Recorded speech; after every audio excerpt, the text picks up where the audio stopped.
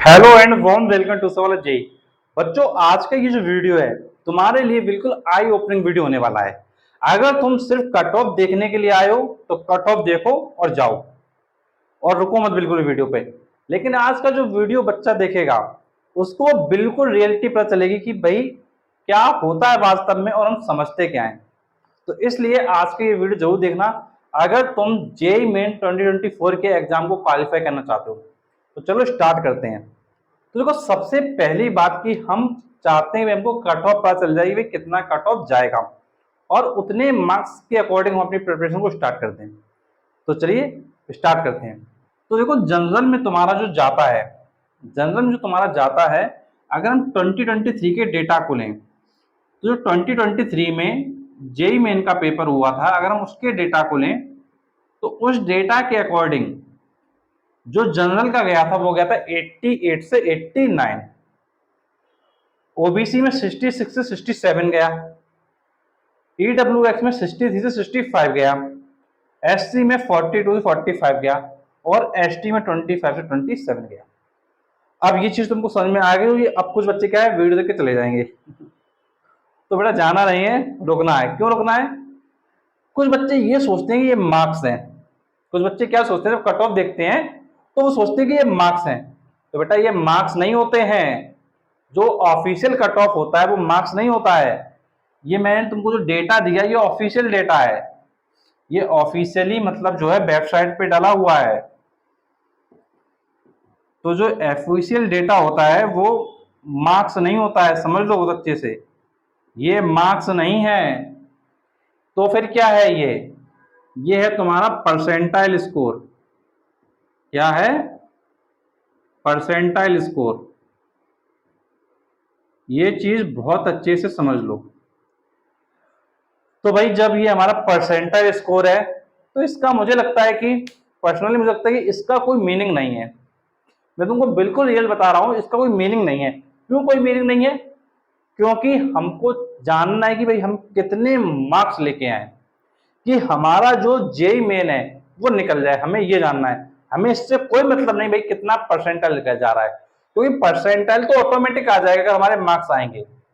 तो परसेंटाइल ये जाता है, इसके बेसिस पे क्या तुम ये डिसाइड कर सकते हो कि भाई मेरा जो है कितना नंबर होना चाहिए? हम डिसाइड ये नहीं कर सकते।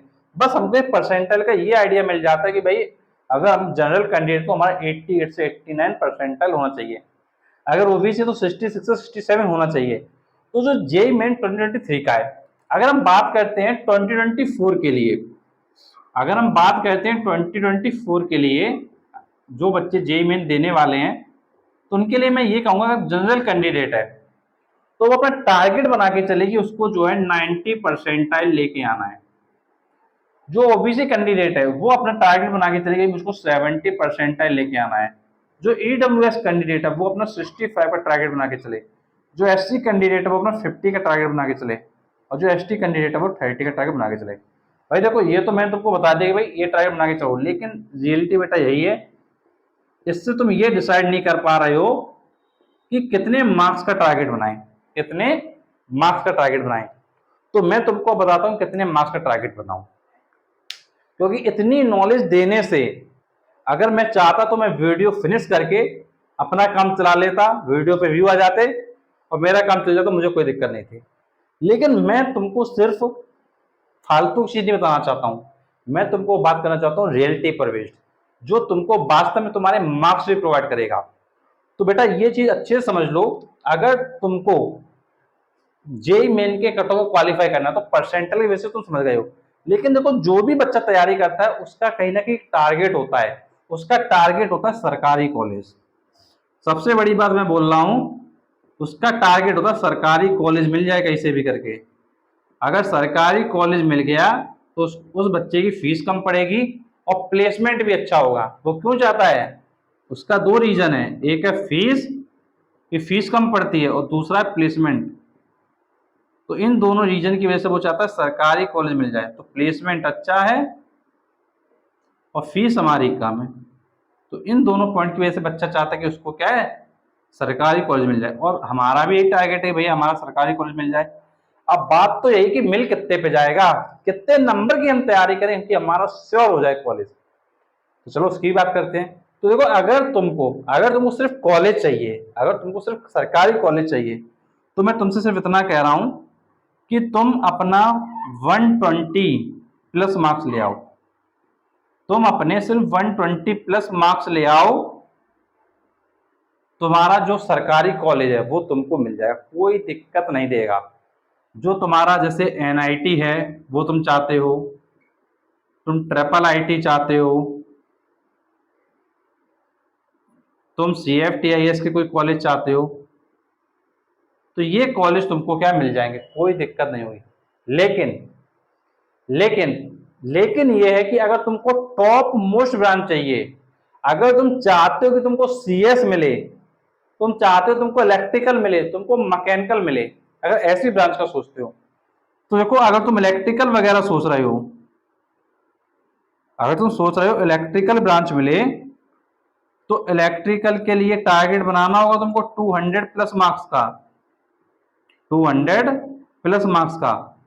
तो तुमको एनआईटी में आराम से इलेक्ट्रिकल मिल जाएगी। और अगर तुम चाहते हो कि मुझको सीएस ही चाहिए, कंप्यूटर साइंस के अलावा नहीं करने वाला हूं मैं, तो फिर तुमको टारगेट थोड़ा चेंज करना पड़ेगा। तो कंप्यूटर साइंस वाले बच्चे, जो भी बच्चे कंप्यूटर साइंस को लेना चाहते हैं, तो कंप्यूटर साइंस वाले बच्चे, उनको टारगेट बनाना होगा 220 का, 220 प्लस का, तो तुमको एनआईटी मिल जाएगा और टॉप मोस्ट एनआईटी मिलेगा। और ये तुमको मैं बता रहा हूं ना, ये जो मैं तुमको ये 200 प्लस 220 प्लस बता रहा हूं, ये आपको मैं बता रहा हूं किसके लिए, टॉप 5 एनआईटी के लिए। टॉप 5 एनआईटी के अंदर तुम्हारा नाम आ जाएगा और इन ब्रांचेस में आ जाएगा, इलेक्ट्रिकल एंड कंप्यूटर साइंस में। और अगर तुम सिर्फ ये चाहते हो भाई सिर्फ मिल जाए एनआईटी वाले, पीछे से मिल जाए, कोई ब्रांच मिल जाए, तो 120 प्लस ले आओ, मिल जाएगा, बिल्कुल भी डरने की जरूरत नहीं है। अब कुछ बच्चे ये सोच रहे होंगे कि सर ये आपने मार्क्स तो बता दिए, समझ में तो आ गया, लेकिन ये मार्क्स कितने में से लाना है। तो बेटा, टोटल जो पेपर है ना तुम्हारा, जो तुम्हारा टोटल पेपर है ना वो 360 मार्क्स का है। सॉरी, जो तुम्हारा टोटल पेपर है ना वो 300 मार्क्स का है। अब ये पेपर तुम्हारा 300 मार्क्स का है, जिसमें से तुमको लेके आने हैं 120 प्लस किसी भी एनआईटी के लिए, 200 प्लस हमको एक टॉप 5 एनआईटी के लिए फॉर इलेक्ट्रिकल ब्रांच, और अगर हमको 220 प्लस लाएंगे तो हमारी कंप्यूटर साइंस मिलेगी। अगर हम बात करें नंबर ऑफ क्वेश्चन की, कितने नंबर ऑफ क्वेश्चन होंगे हमारे, वो देखते हैं। तो देखो, अगर कोई भी एनआईटी चाहिए, कोई भी एनआईटी चाहिए, तो मैंने तुमको कहा कि 120 प्लस ले आओ। अगर 120 प्लस मार्क्स की अगर आप बात कर रहे हो, तो आपको पता होना चाहिए एक जो क्वेश्चन होता है उस पर +4 मिलते हैं, वन राइट क्वेश्चन पे +4 मिलते हैं। तो अगर +4 से यहां डिवाइड करोगे तो 30 क्वेश्चन हो गए। मतलब तुम अगर सिर्फ 30 क्वेश्चन करेक्ट कर देते हो, तुमको पता है क्वेश्चन कितने आने वाले हैं, 75, 75 क्वेश्चन उनको करने हैं, उसमें सिर्फ सिर्फ 30 कर दो, तुमको एनआईटी मिल गया। अब सोचो 75 में 30 का नहीं कर पाओगे, कर सकते हो बिल्कुल। अब इसके आगे देखो, अगर तुमको एनआईटी चाहिए और टॉप 5 में इलेक्ट्रिकल ब्रांच चाहिए, तो तुमको लाना होगा 200 प्लस। अगर 4 से डिवाइड करोगे तो तुम्हारा कितना हो गया, तो तुम्हारा हो गया 4 5 से 20, मतलब 50 क्वेश्चन। मतलब तुमको 75 में से 50 क्वेश्चन करने होंगे, तब तुम्हारे ये नंबर आएंगे। और अगर तुमको एनआईटी चाहिए सीएस ब्रांच के साथ और टॉप 5 एनआईटी में चाहिए, तो तुमको चाहिए 220 प्लस मार्क्स। तो 220 प्लस मार्क्स का मतलब हो गया कि हमारे 4 क्वेश्चन और हो जाएं, तो 54 क्वेश्चन करोगे, अगर 54 क्वेश्चन करोगे तो तुम्हारा नंबर क्या है, आ जाएगा अच्छे से। तो ये तुमको चीज क्या है, बहुत अच्छे से ध्यान रखनी है।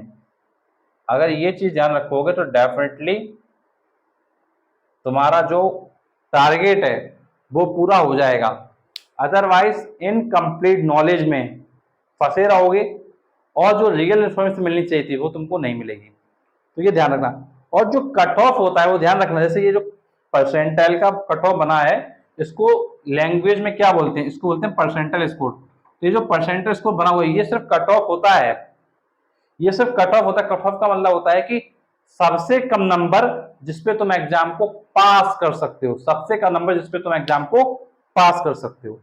तो इसलिए ये चीज ध्यान रखना, जब कट ऑफ ये क्लियर होता है, जिसके इतने मार्क्स आएंगे वो जेईई एडवांस में एग्जाम दे पाएगा, मतलब आईआईटी में सिलेक्शन के चांसेस उसके हैं। तो जिस बच्चे के आईआईटी में सिलेक्शन के चांसेस, जिसका कट ऑफ क्लियर होता है ये, तो उसको एक चीज ये ध्यान रखना है, सबसे इंपॉर्टेंट, फिजिक्स, केमिस्ट्री और मैथ तीनों पे फोकस करना होगा। क्यों करना होगा? क्योंकि अगर तुम अलग अलग तीनों सब्जेक्ट के कट ऑफ को क्लियर नहीं कर पाए, तो भले ही तुम्हारे ओवरऑल मार्क्स ज्यादा हैं, तब भी तुम्हारा आईआईटी में नहीं होगा। तो ध्यान रखना, आईआईटी के लिए ध्यान रखना बहुत अच्छे से। अगर आईआईटी चाहिए, अगर आईआईटी चाहिए तो फिजिक्स, केमिस्ट्री और मैथ में सेपरेट कट ऑफ पास होना भी जरूरी है। सेपरेट कट ऑफ और ओवरऑल कट ऑफ, ये दोनों में मार्क्स आना जरूरी है। अगर नहीं आए, अगर नहीं आए तो समस्या आ जाएगी तुम्हारे लिए।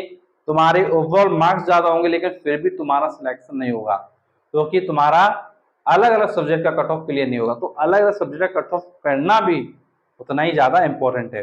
और एक चीज ये भी ध्यान रखना, अगर तुम्हारे, जैसे तुमको पता है कि जेईई एडवांस में 360 का पेपर होता है, जो जेईई एडवांस होता है वो 360 का होता है।